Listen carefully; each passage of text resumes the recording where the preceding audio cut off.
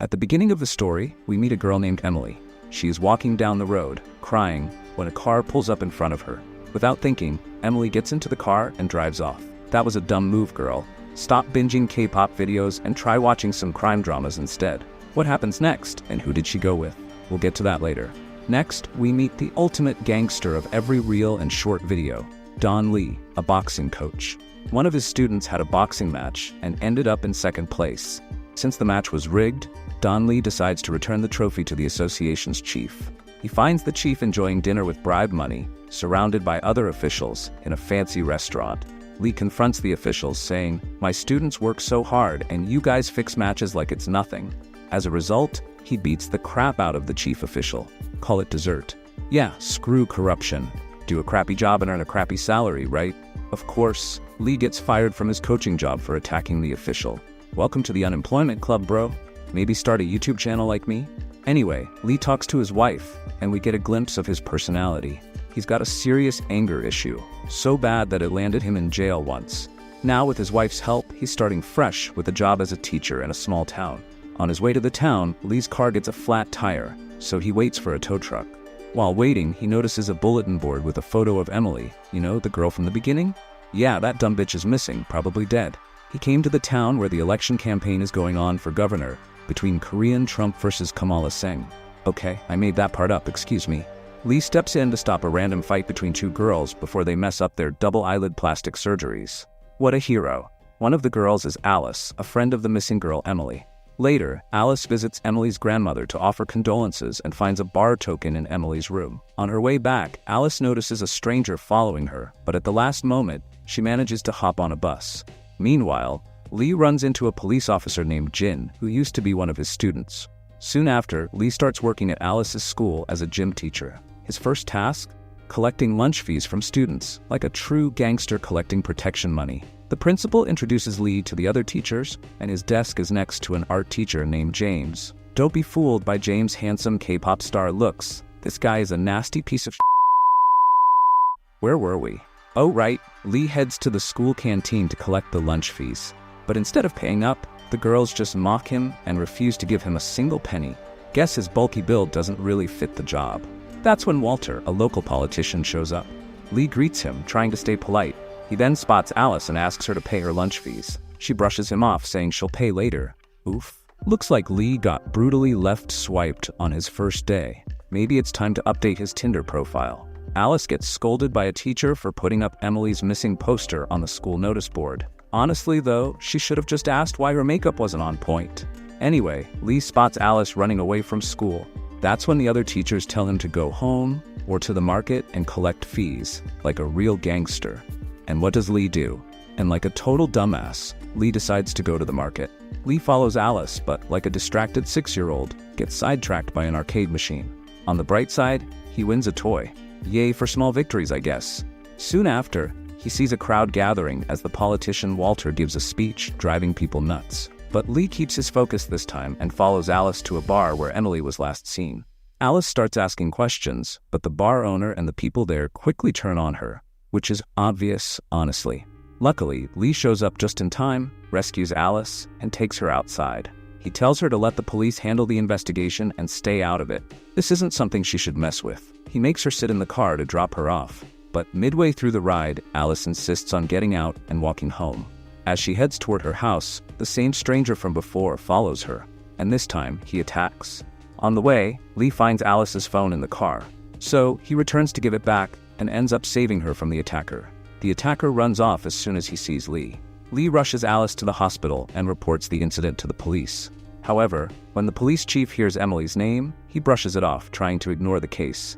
Lee then talks to his friend Jin and learns that Emily's case hasn't even been officially filed yet. The next day, Lee visits Emily's house to get her grandmother's consent letter signed. There, he finds out that Emily didn't have parents and lived alone with her grandmother. After getting the signed letter, Lee hands it over to Jin, which means the police are now obligated to file an FIR for Emily. When Lee returns to school, the other teachers tell him that Emily was frequently absent. And apparently that kind of behavior was pretty common for students her age. Seriously, are you high, ma'am? Pretty common, huh? I need whatever this lady is having. They also mention that since Alice joined the school, her mental state hasn't been stable as well. Lee shouldn't trust what she says. He needs to forget all that and focus on his work. That's when Alice comes to see Lee and insists that everyone is lying. But Lee doesn't believe her and tells her the police will handle it, and she should just let it go. Alice then asks, "If she were your daughter, what would you do?" "Yeah, that's how my stepsister blackmailed me in the shopping mall." I was about to say No Nut November, but since it goes against YouTube guidelines, I'll just stick to the shopping mall for now. Innocent Lee, just like me, falls into the trap. He gets emotional and confused because he doesn't know who is telling the truth and who is lying. Meanwhile, Jin receives a call from a police officer asking about how he reported Emily's case. Jin mentions he got the consent letter, but the senior officer scolds him harshly. This makes it clear that something is off, and there's a big secret surrounding Emily that people are trying to keep hidden. Seeing Alice tense, James, the seemingly handsome schoolteacher, offers to drop her home. On the other hand, Lee notices smoke rising from the bathroom. When he investigates, he finds some girls smoking there and drives them away. Suddenly, he spots a hidden camera in the girls' restroom. Just then, the school principal calls him to his office. Lee is about to tell him about the camera, but the principal warns him to stay out of Emily's case. He says if Lee doesn't stop poking his nose in, he'll be fired. So Lee walks away without mentioning the camera. Later, when Lee checks the camera's recordings, he discovers that it was installed by his handsome colleague, James, who sits at the desk next to him. So this guy is not only good-looking, but also a bit of a creep. Lee checks James's laptop and finds the chat history between James and the missing girl, Emily. This means that James was in contact with her before she disappeared, and he might have kidnapped her. This guy is not just good-looking and creepy, but also a psychopath. Where have I heard that before? Genius, billionaire, playboy, philanthropist. Anyway, since Alice was Emily's best friend, her life is now in danger. Realizing this, Lee immediately calls Alice to warn her. At that moment, Emily is in the car with James. She hears everything and sends Lee her location. But before she can do anything else, James hits her and knocks her unconscious. This is why, when I was a kid, my mom would kick my ass red and blue if I ever got into a stranger's car, what we now call an Uber. Hold on a second. If you've made it this far, don't forget to like and subscribe for more videos like this. Now, where were we? Anyway, James ties Alice up and takes her home. When Alice opens her eyes, she sees Emily's phone nearby. Just then, Lee arrives, searching for her. He hears Alice scream and follows the sound. Like Kratos from God of War on easy mode, he breaks down the door and rushes inside. James tries to escape but fails.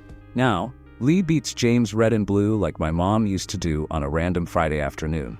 Then he ties James up and demands to know what happened to Emily. James denies any wrongdoing. Terrified of Lee's big biceps, he starts cooking a story that's better than the crap we see in Marvel's She-Hulk. He claims that a few days ago, Emily messaged him to meet up.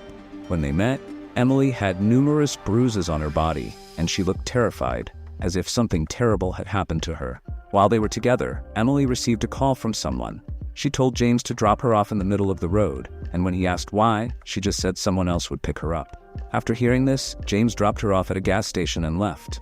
However, he soon started to worry about her, so he returned. By then, she had vanished. While he was there, he found Emily's phone lying around, which he now has. This is where we realize that James didn't kidnap Emily. Someone else did. But now the big question is, who kidnapped her and why? Then James admits that he loved her. Upon hearing this, Lee punches him and tells him to be ashamed of himself. "She was a kid, you disgusting pedophile. It's because of guys like you that genius billionaires playboy Elon fucking Musk homeschool his entire next generation. And I'm going to do the same." As usual, the police arrive and take James away. Lee asks the police chief to find Emily, but the chief avoids the request and changes the subject. After Lee leaves, the chief instructs a stranger to stay alert, which suggests that he might be involved in Emily's disappearance. The next day, the politician Walter, who is also the head of the school authority, fires Lee from his job, offering good compensation. This happens because, despite multiple warnings, Lee continues to investigate Emily's case. Lee is feeling very sad. At that moment, his police officer friend, Jin, calls him to meet. Jin informs Lee that they found Emily's dead body. Upon hearing this, Alice starts to cry and Lee comforts her. It seems that those who kidnapped Emily may have killed her during their investigation, and now Alice's life is also in danger. Lee takes Alice to the hospital because Emily's grandmother is sick. Meanwhile, Jin secretly listens to his chief, which raises his suspicions about him. Jin seizes an opportunity to steal Emily's phone from the police station and gets it repaired. When he checks the phone, he finds several calls and messages, leading him to call Lee and suggest that Madame E. Sewell might know something about the situation. But before Jin can explain more, someone attacks him from behind, knocking him unconscious. Without wasting any time, Lee quickly runs to the bar where Alice had been to look for her. Emily used to work part-time at this bar. When Lee arrives and calls for the boss, he finds Madame E. Sewell instead. She reveals a big secret. A few days ago, Emily had been working as a part-time singer at the bar because she wanted to support her household. That's why she worked there after school. At the bar, politician Walter, the police commissioner, the chief, the bar owner, and Madame E. Sewell are all partying. Just then, Emily receives a call informing her that her grandmother is sick, and she asks Walter for permission to leave early. But then the police commissioner comes there and tries to molest Emily.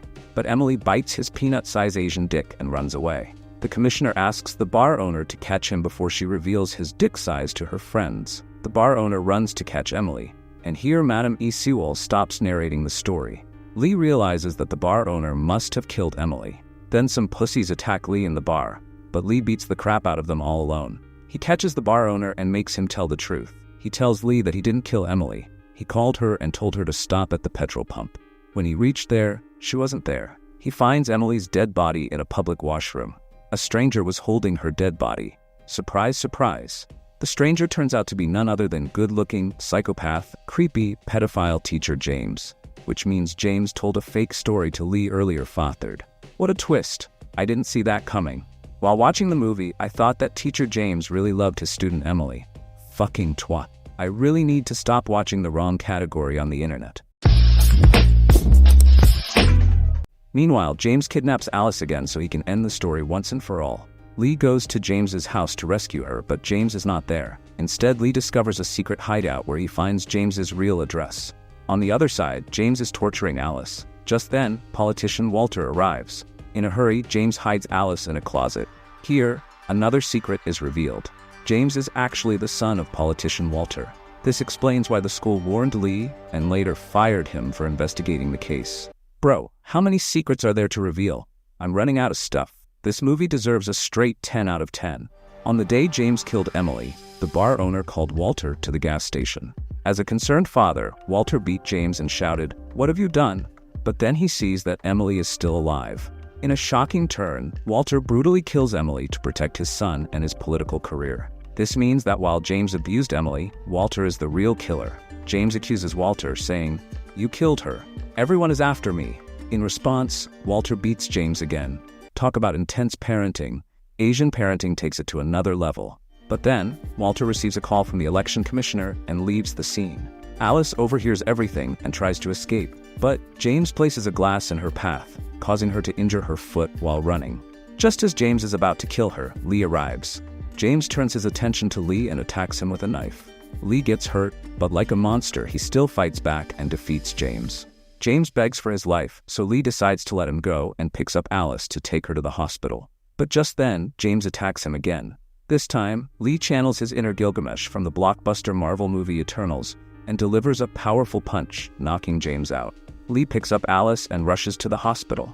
In this scene, we see two things happening side by side. Lee places Alice in the car and drives her to the hospital, while on the other side, Walter's party is winning, and he is celebrating. The good is losing, and the bad is winning. After dropping Alice off at the hospital, Lee takes the car and goes to seek revenge in a gangster style. Walter returns from the election, and Lee deliberately crashes his car into Walter's. In a fit of rage, Lee slowly approaches Walter's car. Walter threatens him, saying, "You don't know who I am. You don't know who you're fighting against." But Lee is furious. He punches the glass of the car and breaks it, trapping Walter inside. Before things escalate further, the police arrive because Lee's friend Jin has informed the media about the entire Emily case. The next morning, the news reports that Walter has been removed from his position as governor for killing an innocent girl. Along with Walter, the police commissioner, police chief, James, and others involved are sent to jail. In the final scene, Lee says goodbye to his friend Jin and leaves a toy for Alice. After a while, when Alice regains consciousness, she's happy to see the toy. But by this time, Lee has already left the town. The movie ends with a message. Homeschool your kids, don't let them get into strangers' cars, and remember that a good-looking guy could be a psychopath. As Sun Tzu said that I read on Pinterest, If you enjoyed this video, don't forget to give it a thumbs up and subscribe. If you haven't subscribed yet, hit that red button below for the latest updates. I'll catch you in another such stupid-ass video. Until then, take care.